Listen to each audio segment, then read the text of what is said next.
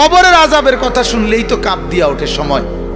এত লম্বা সময় কবরেই পড়ে থাকবো কিভাবে, কবরে আযাব ভোগ করবো কিভাবে?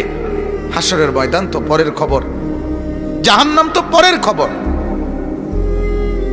আহা, খামখেয়ালি আমরা মনে করি, অনেক মানুষ আছে মনে করে আর কি তা, নাহলে কিছুদিন ফিটবো আর কি। কিছুদিন বলতে আপনি কি বুঝাইছেন? কিছুদিন মানে কি 2 বছর? কিছুদিন মানে কি আপনি 14 বছর বুঝছেন? এটা কি বাংলা আরে রাষ্ট্রের আইন যে যাবজ্জীবন মানেও একটা নির্দিষ্ট সময়? এটা কি এই জেলখানা ভাবছেন আপনি? এই জন্য আমরা প্রত্যেকেই, আমার কথা হলো এটাই, কেউ না ভাবুক, আমি ভাবি। কি বলেন?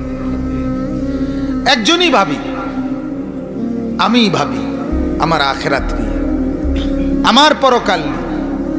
একজনের কলিজাতেই ভাবনা তৈরি হোক আমার কথা বলার দ্বারা, এতেই আমার কামিয়াবি।